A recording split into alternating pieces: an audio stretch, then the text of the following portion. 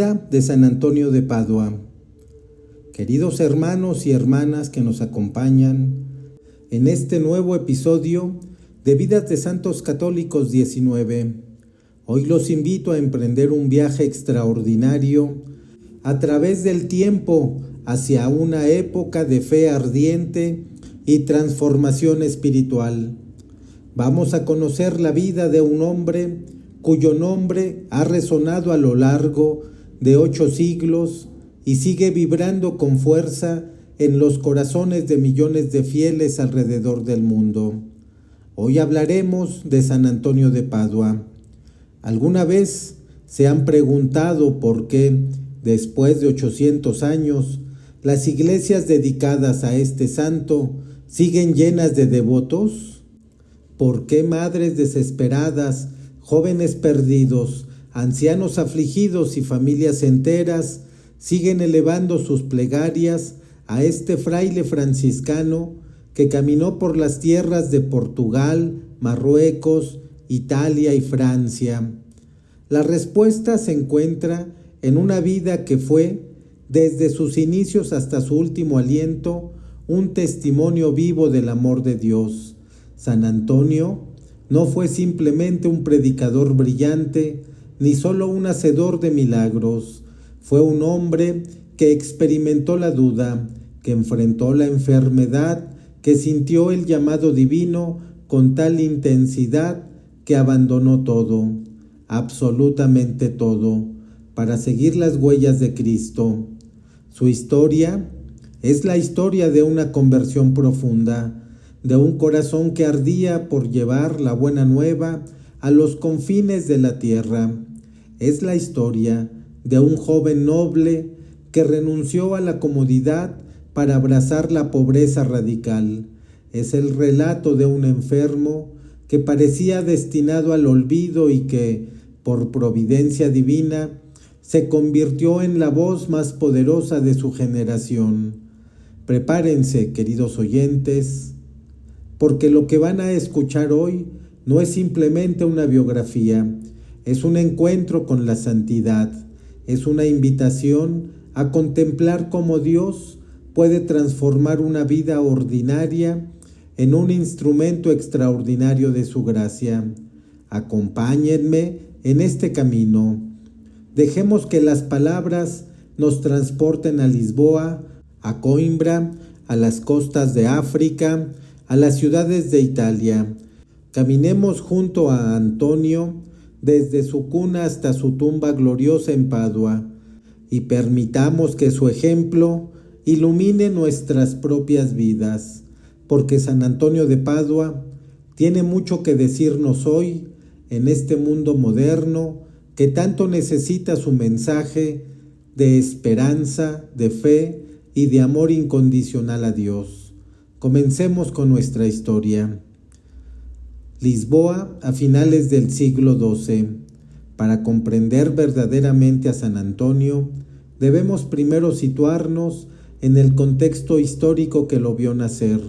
Estamos en el año 1195, en la ciudad de Lisboa, capital del joven reino de Portugal. Europa vive tiempos de profunda transformación. Las cruzadas continúan definiendo la política internacional, las universidades comienzan a florecer y la Iglesia Católica experimenta una renovación espiritual que dará orígenes a nuevas órdenes religiosas.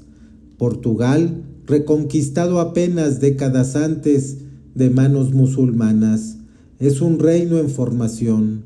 Lisboa, ciudad portuaria de importancia creciente, conserva aún las huellas de su pasado islámico, mientras abraza con fervor su nueva identidad cristiana. La Catedral de Lisboa, construida sobre la antigua mezquita, se alza como símbolo de esta transformación. Es en este escenario donde nace Fernando de Bulñoes y Taviera de Acevedo, el niño que el mundo conocerá como Antonio de Padua. La fecha exacta de su nacimiento ha sido objeto de debate entre los historiadores. La tradición más extendida señala el 15 de agosto del año 1195, festividad de la Asunción de la Virgen María, aunque algunos estudiosos proponen el año 1191. Lo que sí sabemos con certeza es que nació en una familia de la nobleza portuguesa, emparentada con la casa real a través de su padre, Martín de Bulñoes, caballero al servicio del rey. Su madre, María Teresa Taviera de Acevedo, era una mujer de profunda piedad, cuya influencia en la formación espiritual del pequeño Fernando sería determinante. La tradición sostiene que Fernando fue bautizado en la Catedral de Lisboa, junto a la misma pila bautismal donde, según la leyenda, había sido bautizado San Vicente de Lisboa, mártir, patrono de la ciudad. El pequeño Fernando creció en un ambiente privilegiado, rodeado de los cuidados propios de su condición de noble. Sin embargo, desde muy temprana edad, mostró signos de una sensibilidad espiritual extraordinaria. Los biógrafos antiguos, como Julián de Espira y la llamada Asidúa, la primera biografía escrita apenas 2 años después de su muerte, coinciden en señalar que el niño prefería la oración al juego, la contemplación al bullicio. Su padre, don Martín, albergaba esperanzas de que su hijo siguiera la carrera militar o cortesana, como correspondía a un joven de su linaje. La nobleza portuguesa de la época preparaba a sus hijos varones para el servicio del rey, ya fuera en las armas o en la administración del reino, pero Fernando tenía otros planes, o mejor dicho, Dios tenía otros planes para él. A los 15 años de edad, en torno al año 1210, Fernando tomó una decisión que cambiaría el rumbo de su existencia. Ingresó en el monasterio de San Vicente de Fora, perteneciente a los canónigos regulares de San Agustín. Esta comunidad religiosa, establecida extramuros de Lisboa, seguía la regla de San Agustín y se distinguía por su dedicación al estudio, la liturgia solemne y la vida comunitaria. Para un joven de familia noble, esta elección representaba la renuncia a un futuro prometedor en términos mundanos. Fernando dejaba atrás las posibilidades de matrimonio ventajoso, carrera militar brillante o posición en la corte.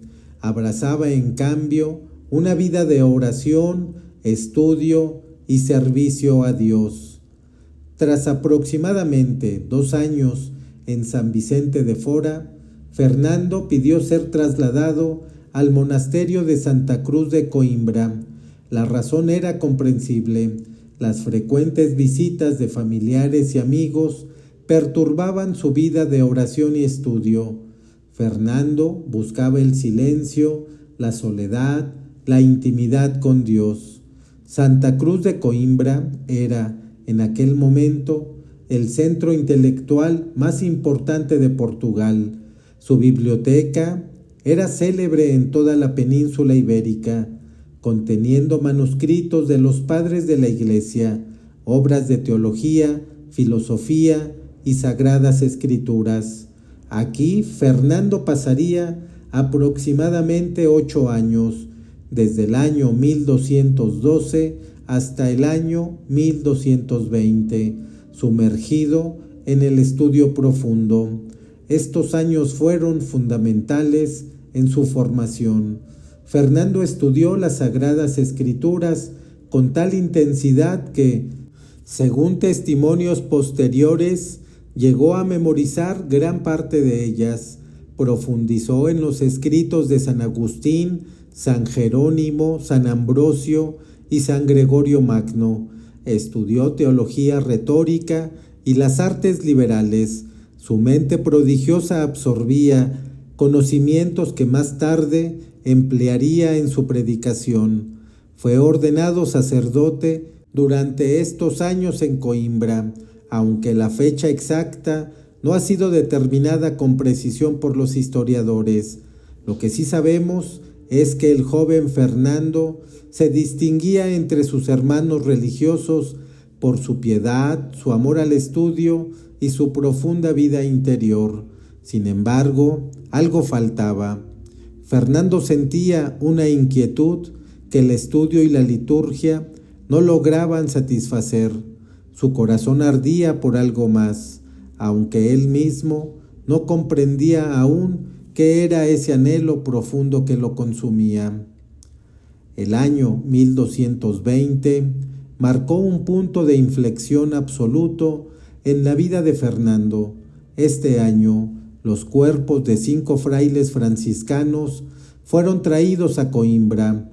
Eran los restos de Berardo, Pedro, Acurcio, Adiuto y Otón, los primeros mártires de la orden franciscana, asesinados en Marruecos por predicar el evangelio al sultán. San Francisco de Asís los había enviado a tierras musulmanas con la misión de anunciar a Cristo.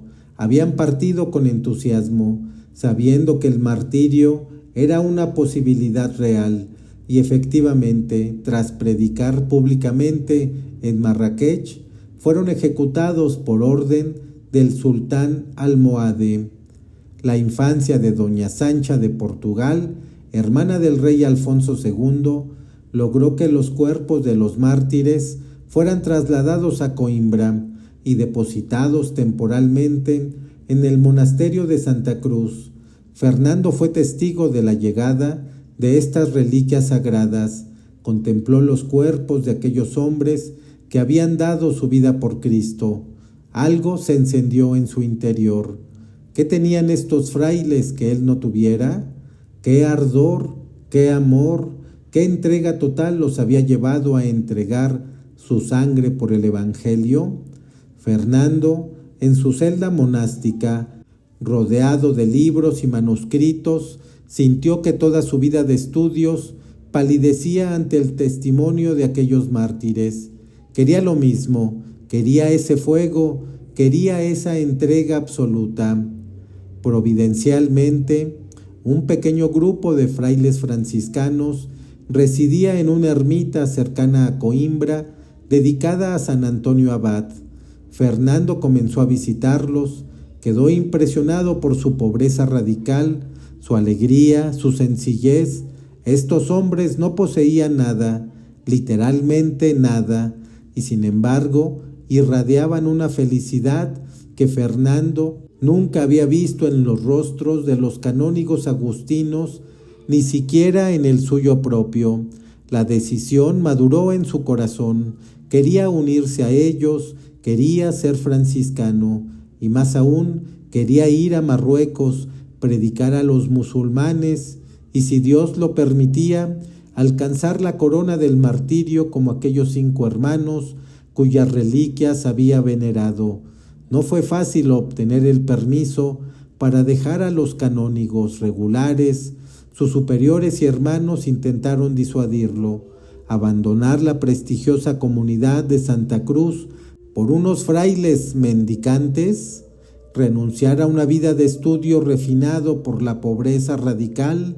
Algunos pensaron que había perdido el juicio, pero Fernando persistió. Finalmente, en el verano del año 1220, recibió la autorización, dejó Santa Cruz de Coimbra y se presentó en la ermita franciscana. Cuando los frailes le preguntaron qué buscaba, respondió con palabras que revelaban su corazón.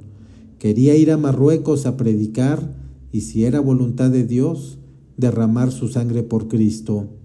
Los frailes lo recibieron con los brazos abiertos, y en ese momento Fernando de Bulñoes dejó de existir. Al recibir el hábito franciscano, tomó el nombre del santo patrón de la ermita, Antonio. Nacía Antonio el franciscano, el fraile menor, el hermano pobre. Con el fervor del neófito, Antonio partió hacia Marruecos. Apenas recibido el hábito, su sueño de martirio parecía estar a punto de cumplirse. Sin embargo, Dios tenía otros planes.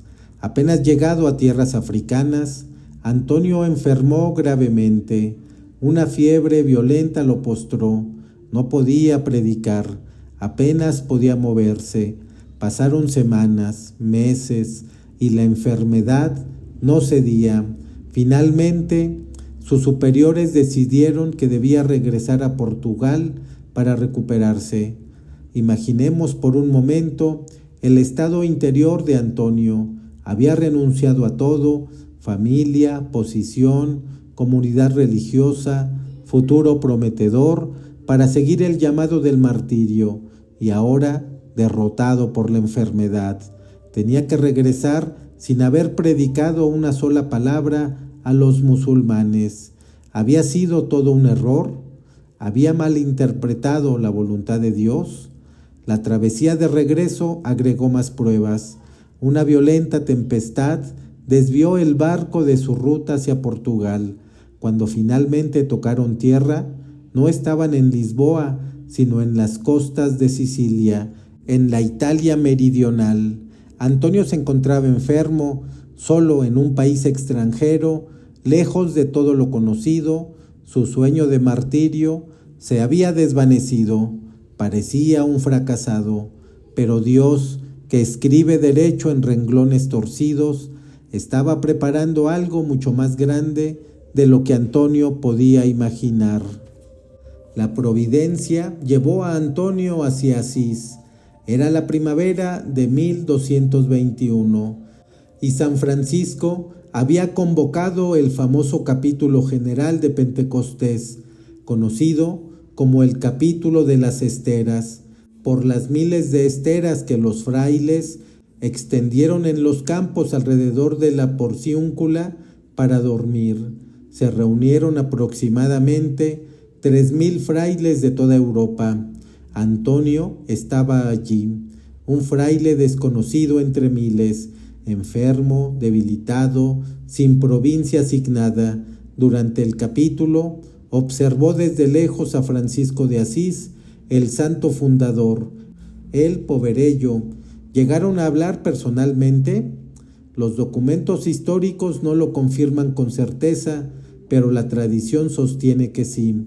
Cuando llegó el momento de asignar a los frailes a las distintas provincias, nadie reclamó al enfermizo fraile portugués. Antonio parecía inútil, no podía predicar por su debilidad, no tenía asignación. Finalmente, el provincial de la Romaña, Fray Graciano, lo aceptó por compasión, asignándolo al pequeño eremitorio de Monte Paolo, cerca de Forlì. Era en apariencia un destino de olvido, un lugar apartado donde Antonio podía recuperarse o, si Dios lo quería, morir en paz. Nadie esperaba nada de él. Durante aproximadamente un año, Antonio vivió en el eremitorio de Monte Paolo. Sus deberes eran humildes: ayudar en la cocina, limpiar, realizar las tareas más bajas de la comunidad. Celebraba la misa, participaba en el oficio divino, oraba en su celda. Nadie sospechaba que aquel fraile silencioso y enfermizo poseía una formación teológica extraordinaria. Antonio no hablaba de su pasado, de sus estudios en Coimbra, de su conocimiento de las Escrituras y los padres de la Iglesia. Vivía la humildad franciscana en su expresión más radical. Si Dios quería mantenerlo en el olvido el resto de su vida, Antonio estaba dispuesto a aceptarlo, pero los planes divinos estaban a punto de revelarse. En septiembre del año 1222, tuvo lugar en Forlì una ceremonia de ordenación sacerdotal para varios frailes franciscanos y dominicos. Los superiores habían preparado a un predicador dominico para pronunciar el sermón de la ocasión, pero por razones que los documentos no aclaran, no pudo asistir. La situación era embarazosa, una ceremonia solemne, dignatarios eclesiásticos presentes y nadie preparado para predicar. Los superiores franciscanos miraron entre los frailes presentes. El provincial se dirigió a Antonio y le ordenó que subiera al púlpito y predicara lo que el Espíritu Santo le inspirase. Antonio, obediente, subió al púlpito. Comenzó a hablar con timidez, con voz baja, pero gradualmente las palabras comenzaron a fluir. Las escrituras brotaban de su boca con una claridad asombrosa. Los conceptos teológicos más profundos se volvían comprensibles para todos. Su voz ganó fuerza, su rostro se iluminó. Cuando terminó, el silencio era absoluto. Luego, la admiración estalló. ¿Quién era este fraile desconocido? ¿De dónde había salido semejante predicador? ¿Cómo era posible que hubiera permanecido oculto? Ese día, Antonio de Padua fue descubierto y la Iglesia ganó uno de los predicadores más extraordinarios de su historia. La noticia llegó a oídos de San Francisco. El fundador, impresionado por los informes, escribió a Antonio una carta que se ha conservado y que constituye un documento preciso. A Fray Antonio, mi obispo, Fray Francisco, salud.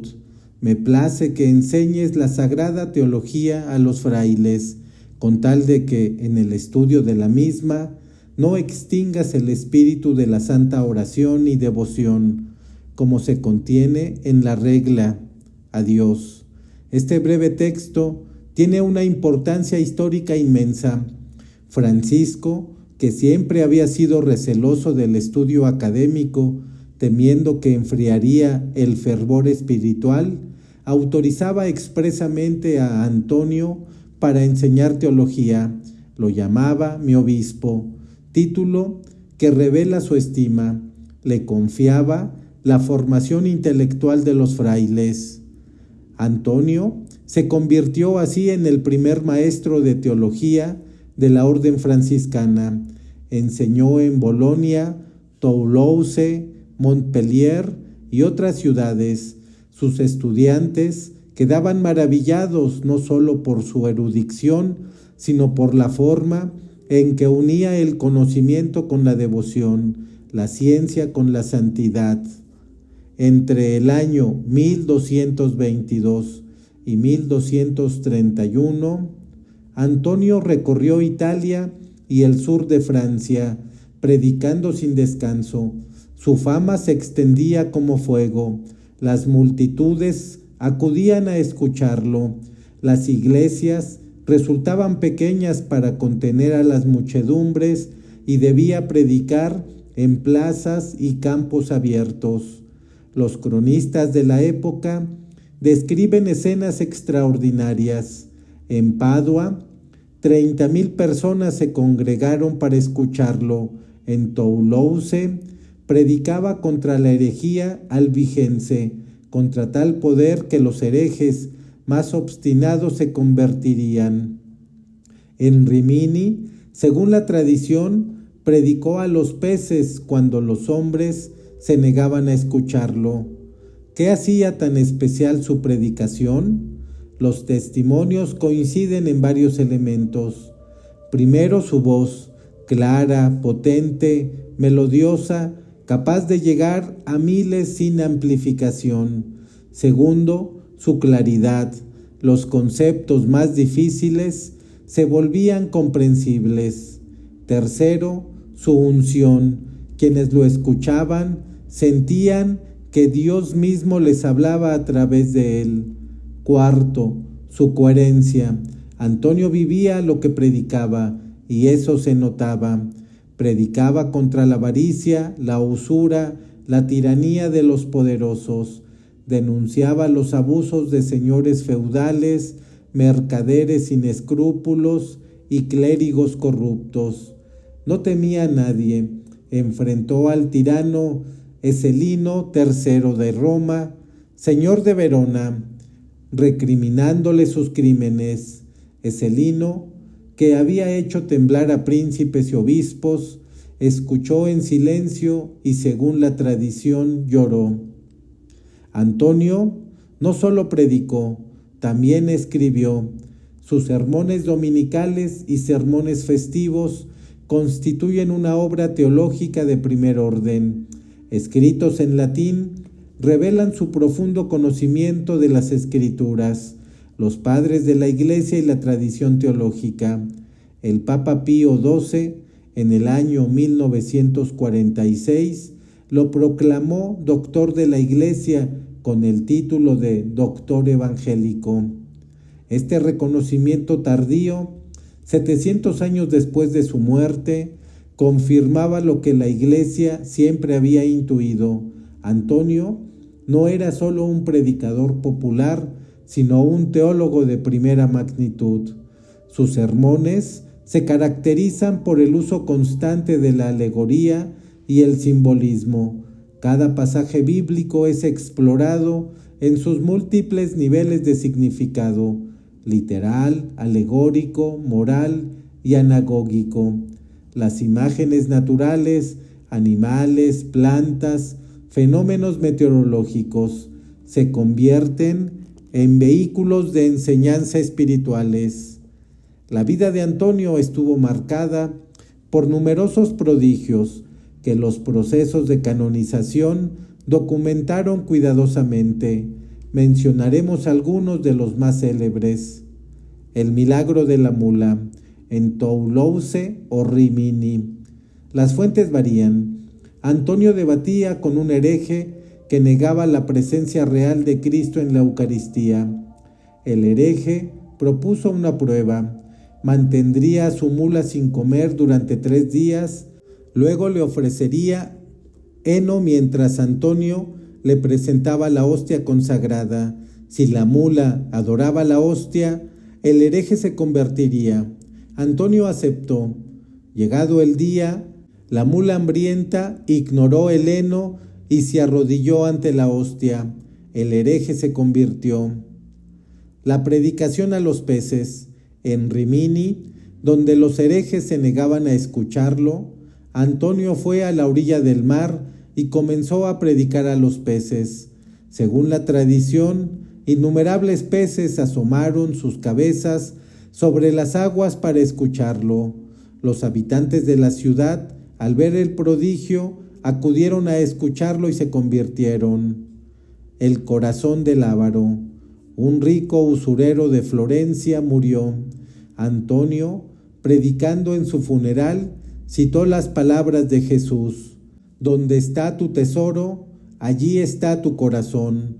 Luego afirmó que si abrían el cofre del difunto, encontrarían su corazón. Los presentes, asombrados, abrieron el cofre y encontraron efectivamente el corazón del avaro entre sus monedas.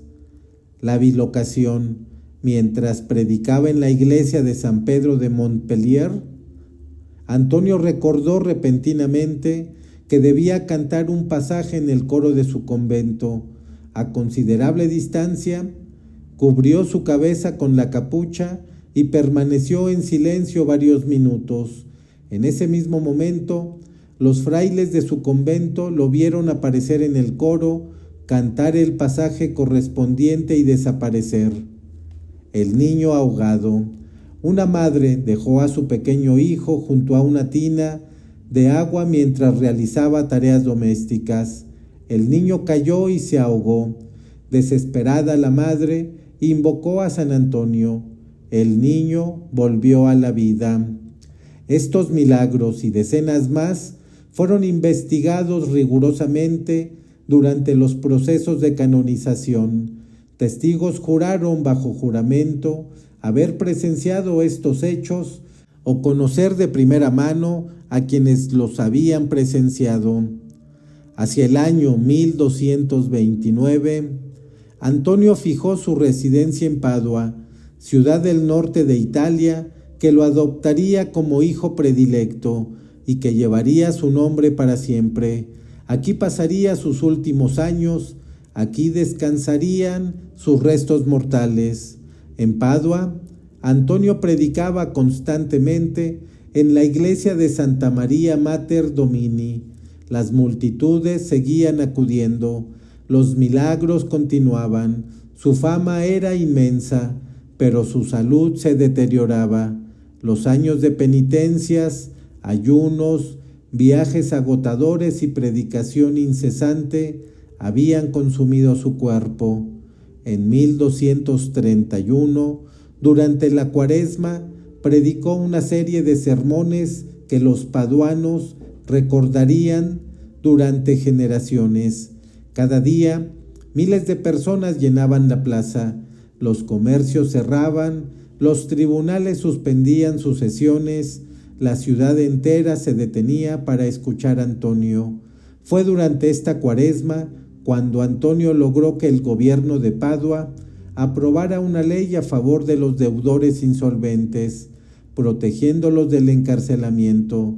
Esta ley antoniana constituyó un avance significativo en la legislación social de la época y reflejaba la preocupación constante del santo por los pobres y oprimidos. A finales de mayo del año 1231, Antonio estaba agotado. Buscando descanso, se retiró a Camposampiero, a unos kilómetros de Padua, donde el conde Tiso VII había cedido a los franciscanos una ermita en sus tierras. Allí, entre los nogales del bosque, Antonio pasó sus últimas semanas. Una tradición entrañable sostiene que el conde Tiso mandó construir para Antonio una pequeña celda entre las ramas de un nogal gigantesco para que el santo pudiera orar en mayor soledad y contemplar la naturaleza. Es el origen del célebre nogal de San Antonio, que se venera hasta hoy. El 13 de junio del año 1231, Antonio sufrió un colapso. Comprendiendo que su hora había llegado, pidió ser llevado a Padua para morir en su convento. Sin embargo, durante el viaje, su estado empeoró.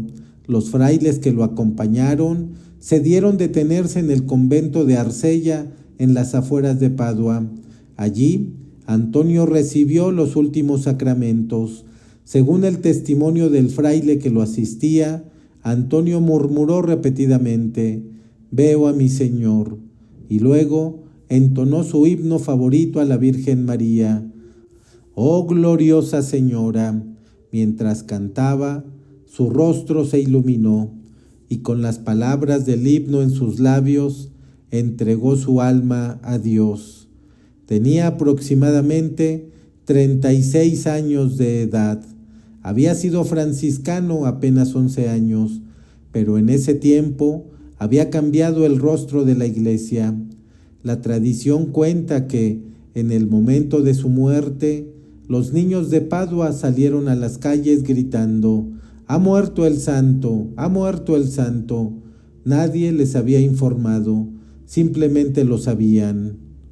La canonización, una de las más rápidas de la historia. La rapidez de la canonización de Antonio resulta extraordinaria, incluso para los estándares de su época. El Papa Gregorio IX, que había conocido personalmente a Antonio y era devoto suyo, recibió inmediatamente informes de los milagros que se producían junto a la tumba del santo. El proceso canónico fue expedito, se recogieron testimonios de los milagros, se investigaron los hechos, se evaluó la vida y virtudes del candidato. Todo se realizó con celeridad, pero también con rigor. El 30 de mayo del año 1232, en la Catedral de Spoleto, el Papa Gregorio IX proclamó solemnemente la canonización de Antonio de Padua.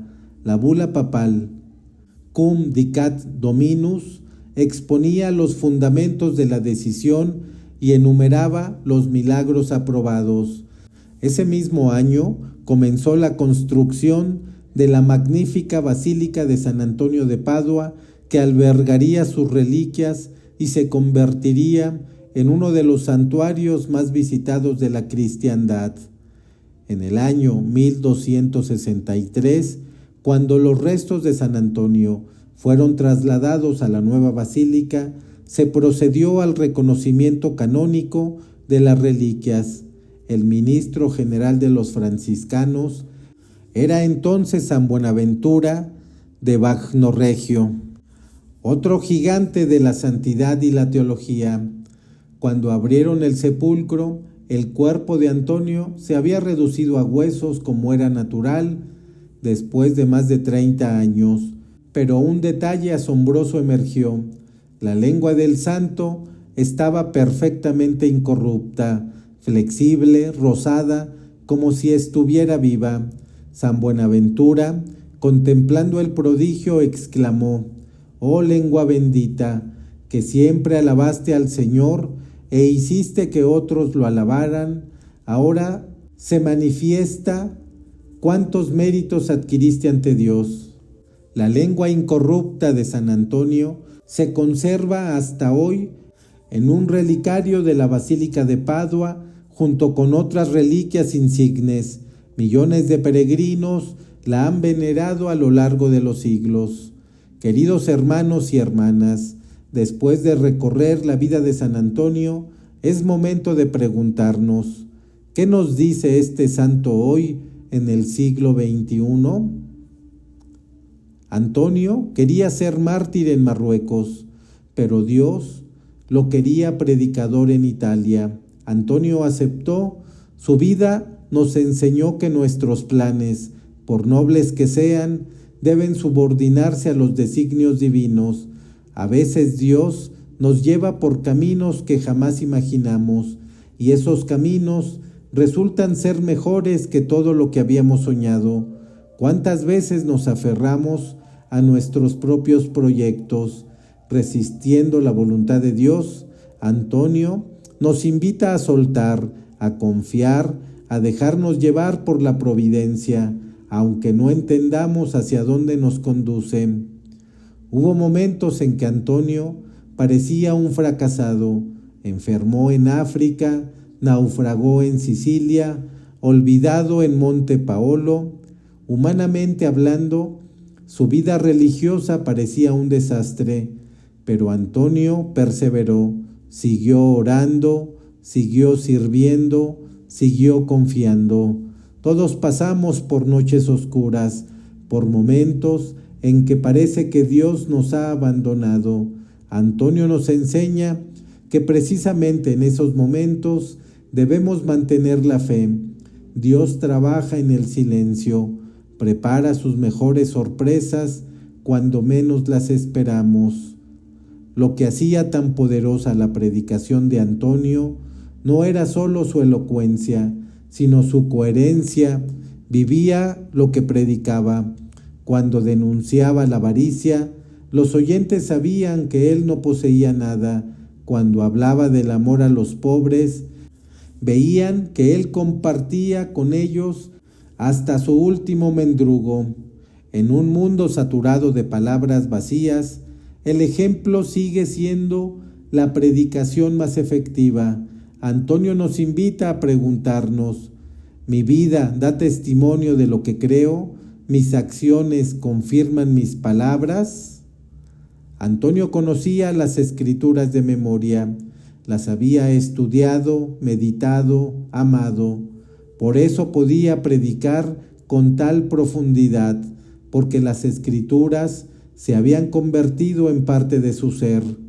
¿Cuánto tiempo dedicamos a la lectura de la Biblia? ¿La conocemos realmente?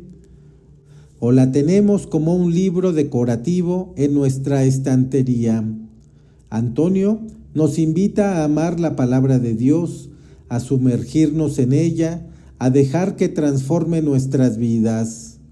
Antonio no fue un santo espiritualista desconectado de la realidad. Denunció la usura, defendió a los deudores, enfrentó a los tiranos, entendía que el amor a Dios debe traducirse en amor concreto al prójimo, especialmente al más vulnerable. Hoy, cuando tantos sufren injusticias, Antonio nos llama a no permanecer indiferentes. La santidad no es compatible con la pasividad ante el sufrimiento ajeno. Antonio amaba tiernamente a la Virgen María. Murió cantando un himno en su honor. Su devoción mariana impregnaba su predicación y su vida espiritual. En una época en que algunos cuestionan el lugar de María en la fe católica, Antonio nos recuerda que amar a la Madre no disminuye el amor al Hijo, sino que lo intensifica. María es el camino más seguro hacia Jesús. Finalmente, Antonio nos dice que la santidad no está reservada para una élite espiritual. Él fue un hombre con limitaciones físicas, que experimentó fracasos y decepciones, que enfrentó obstáculos aparentemente insuperables y sin embargo llegó a la santidad. Si Antonio pudo, nosotros también podemos. No se trata de realizar milagros o predicar a multitudes, sino de responder con fidelidad al llamado particular que Dios hace a cada uno. La santidad es nuestra vocación común y la gracia de Dios la hace posible. Queridos hermanos y hermanas que nos han acompañado hasta aquí, gracias de todo corazón por su tiempo y su atención. Hemos recorrido juntos la vida extraordinaria de San Antonio de Padua y espero que su ejemplo haya tocado sus corazones tanto como ha tocado el mío. Si este video les ha inspirado, les ha enseñado algo nuevo o simplemente les ha acercado un poco más a Dios, a través de la vida de este santo maravilloso, les pido un favor muy especial. Primero, suscríbanse al canal Vida de Santos Católicos, si aún no lo han hecho. Al suscribirse, recibirán notificaciones cada vez que subamos un nuevo video y podrán seguir conociendo las vidas de los santos que tanto tienen que enseñarnos. Segundo, déjenos un comentario compartiendo sus impresiones. ¿Qué les ha conmovido de la vida de San Antonio? ¿Tienen alguna experiencia personal de devoción con este santo? ¿Han recibido alguna gracia por su intercesión? Sus comentarios no solo nos animan a seguir adelante, sino que edifican a toda la comunidad de fe que estamos construyendo juntos. Tercero, cuéntenos desde qué país o ciudad nos están viendo o escuchando. Es hermoso saber que estamos unidos en la fe más allá de las fronteras, desde México hasta Argentina, desde España hasta Filipinas, desde Estados Unidos hasta el más pequeño pueblo de cualquier rincón del mundo. Formamos una sola familia en Cristo. Cuarto, compartan este video con familiares, amigos, compañeros de trabajo, con todos aquellos que puedan beneficiarse de conocer la vida de San Antonio. El compartir es un acto de caridad espiritual y no olviden darnos un me gusta si el contenido les ha gustado.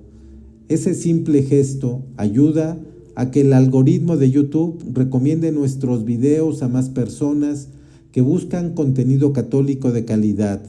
Que San Antonio de Padua interceda por cada uno de ustedes y sus familiares, que les ayude a encontrar lo que buscan, no solo los objetos perdidos, sino la paz del alma, el sentido de la vida, la presencia de Dios en su caminar diario.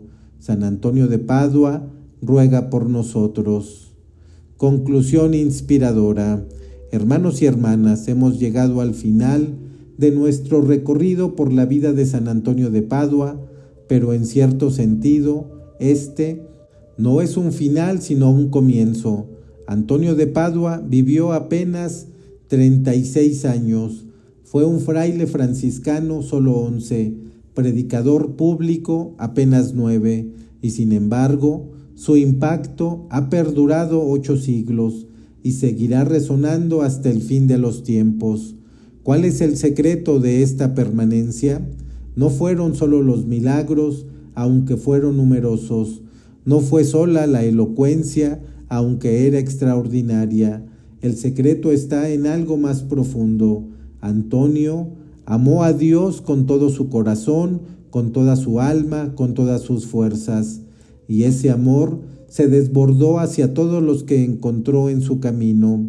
Un joven noble que renunció a todo por seguir a Cristo, un estudiante brillante que prefirió la sabiduría de la cruz al conocimiento mundano, un aspirante a mártir que aceptó ser predicador, un enfermo que se convirtió en instrumento de sanación para multitudes, un hombre débil a través del cual Dios manifestó su poder. Esta es la paradoja cristiana que Antonio encarnó. Cuando somos débiles, entonces somos más fuertes. Cuando renunciamos a todo, lo ganamos todo. Cuando nos perdemos por Cristo, nos encontramos a nosotros mismos. Hoy, en un mundo que exalta el poder, la riqueza y el placer, San Antonio nos recuerda que existe otro camino, el camino de la pobreza voluntaria, de la obediencia a Dios, de la castidad del corazón, del servicio generoso a los demás.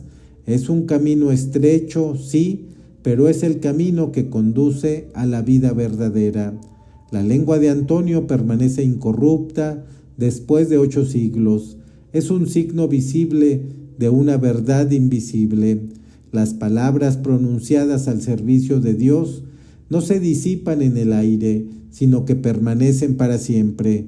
Cada palabra de fe, de esperanza, de amor que pronunciamos puede convertirse en eternidad. Queridos hermanos y hermanas, llevemos con nosotros la memoria de Antonio cuando nos sintamos fracasados.